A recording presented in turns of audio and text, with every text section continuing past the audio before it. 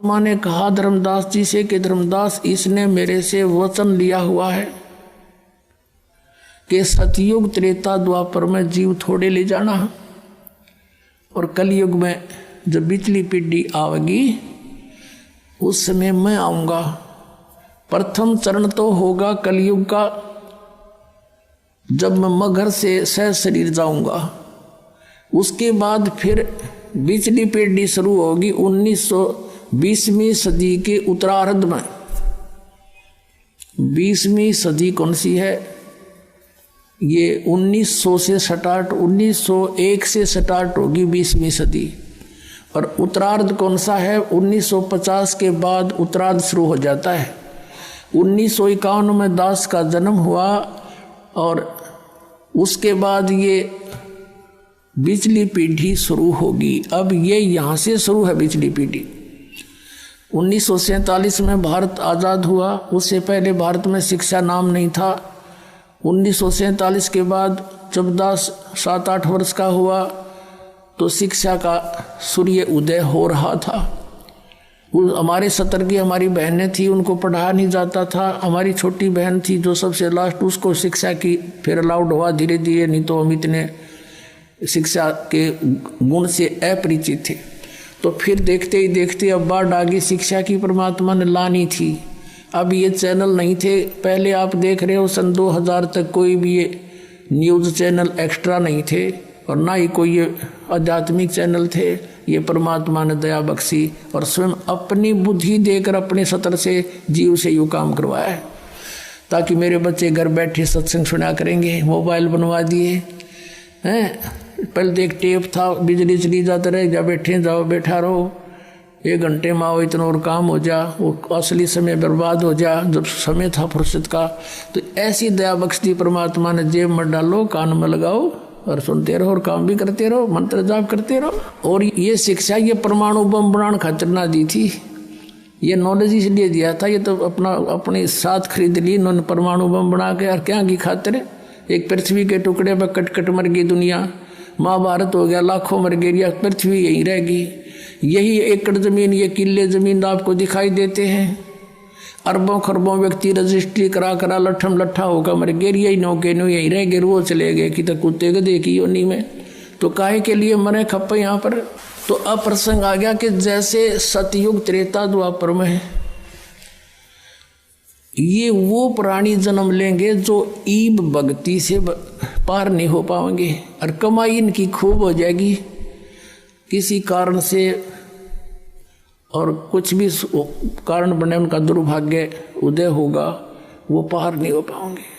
लेकिन इतने दयालु है परमात्मा, अब फिर इतनी भक्ति करा दी इनकी, 3-4 युग तक ये खा पी लेंगे मर लेंगे, ये दुखी ना होंगे। अरे दुखी होंगे कलयुग में आके, इन फिर संभालूंगा, पार ना हो तो फिर अब अनमटी फिर है।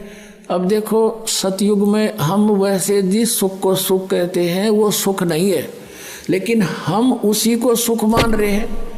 परमात्मा कहते हैं झूठे सुख को सुख कहे, ये मान रहा मनमोद, ये सकल जमीना काल का, कुछ मुख में कुछ गोद। अब सतयुग में जन्म होगा उन पुण्यात्माओं का जो अब भक्ति से मैच्योर कर दी जाएंगी और पार हों को ना। तो पहले ऊपर धक्के खाएंगे, कोई असंख्य युग में उसको पृथ्वी पर पटकेगा, कोई हजारों युगों में ऊपर घुमाता रहेगा, इसको कति चूस के सारे पुण्य बर्बाद करवा के फिर पृथ्वी पर पटक देगा। और पृथ्वी पर फिर इसके पिछले पद होंगे तो सतयुग में जन्म देना पड़ेगा इसको। उस समय सतयुग में कैसा माहौल होगा कि जैसे कलयुग के अंत में परमात्मा ने अपनी वाणी में सूक्ष्म वेद में लिखा है कि 20 वर्ष की आयु रह जाएगी पुरुष की, मनुष्य की, और 5 वर्ष की लड़की विवाह, यानी 5 वर्ष की लड़की के बालक होने लग जाएंगे, बच्चे उत्पन्न करेगी, और 1.5-2 फुट की आयु रह जाएगी मनुष्य की हाइट लास्ट में, एंड ऑफ द कलयुग। और सभी प्राणी बेल खोद कर आ करेंगे, मैल मूल नहीं बढ़ाओगे, भूकंप झटके तूफान इतनी जबरदस्त आ करेंगे को 2-3 फुट का भी स्ट्रक्चर बनाकर नहीं रह सकता, इतनी पीड़ा होगी इनको।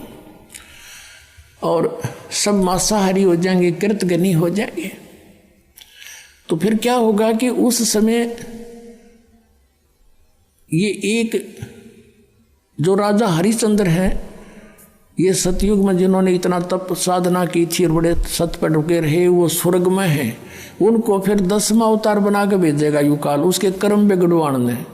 उसकी बहुत लंबी तलवार होगी और उसका कद सबसे तगड़ा होगा, 7-8 फुट का होगा।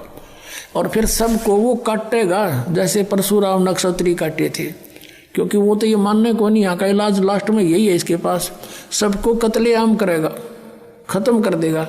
उस समय थोड़ी बहुत भी आस्था जिसकी मालिक में होगी उसने छोड़ देगा, जरा सी भी कोई थोड़ा सा भी डरने वाला होगा। फिर क्या होगा कि इतनी जबरदस्त वर्षा होगी पूरी पृथ्वी पर, जल ही जल हो जाएगा। और वो प्राणी ऊंचे स्थानों पर जाकर रहने लग जाएंगे, पहाड़ों पर।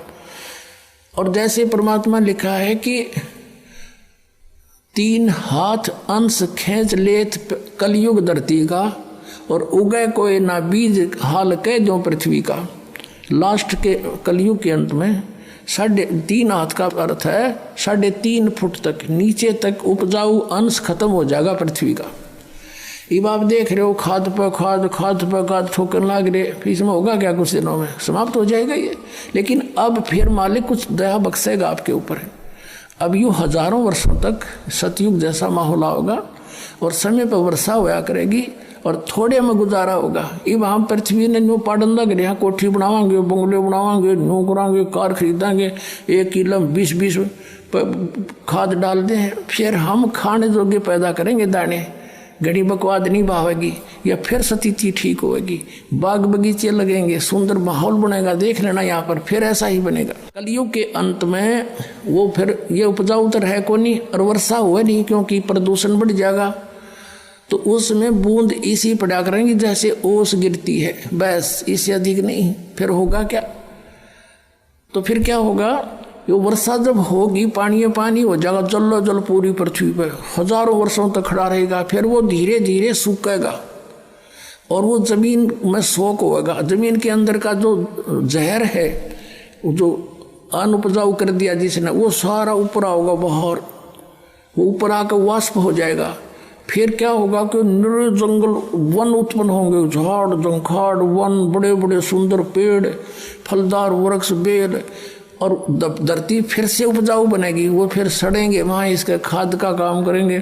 और जब फिर ये सतयुग के प्राणी उत्पन्न होंगे, जब वातावरण में बहुत शुद्धता होगी और वृक्षों के अंदर एक विशेष गुण है, वो कार्बन डाइऑक्साइड को ग्रहण कर लेते हैं, ऑक्सीजन छोड़ देते हैं, तो पूरे ऑक्सीजन बढ़ जाएगा।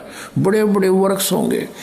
अब माता पिता छोटे छोटे होंगे, बच्चे बड़े बड़े तगड़े होंगे। अब इसके उल्टा शुरू हो रहा है, माता पिता तगड़े तगड़े, बेटा बेटी इतनी होने लग गई। अब रिवर्स काम चल रहा है। तो ऐसे फिर सतयुग शुरू होगा।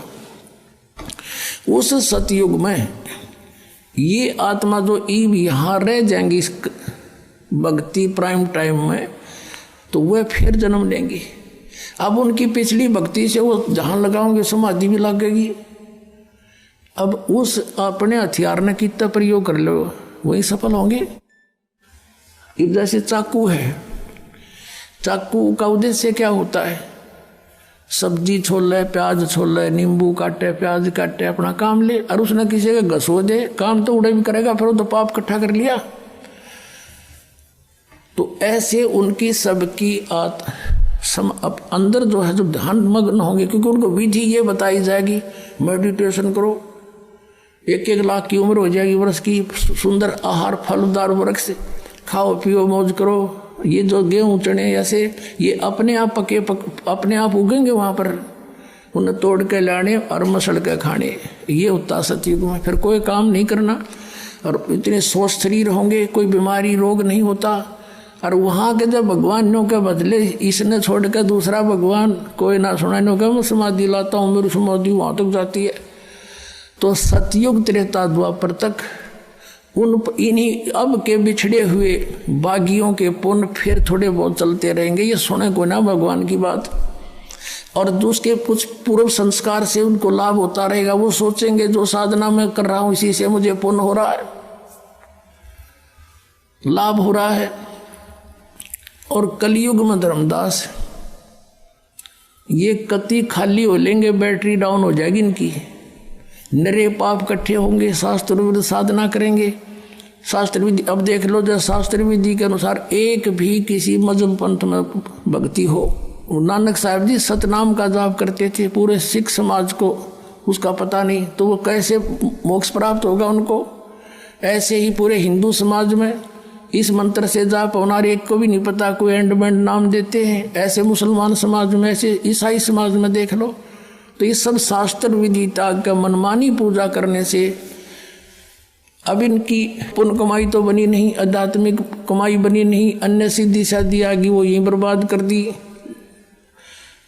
तो अब इनका कुछ भी क्रिया काम नहीं करेगी, सब दुखी हो लेंगे। और जो साधना ये करते ये तो काम की थी ये कोई ना, पिछले पर हर दिन के अच्छे हैं नहीं, तो सब पर कैर टूटेंगे, बट नेचुरल है। और जब ये दुखी होंगे तो भगवान की खोज में कोई संत के पास जाएंगे, कोई किसी पंथ के पास जाएंगे, कोई मंदिर में जाएंगे, कोई मस्जिद में जाएंगे।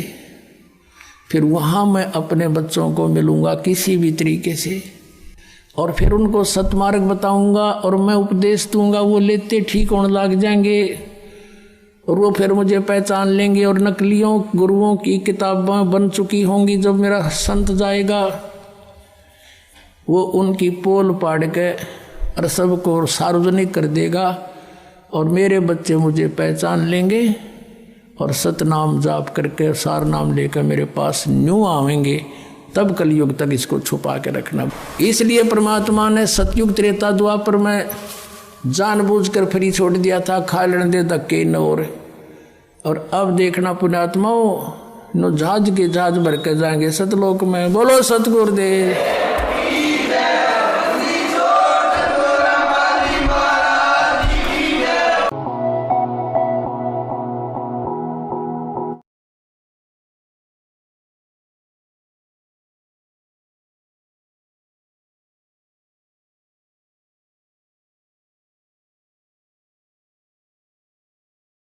you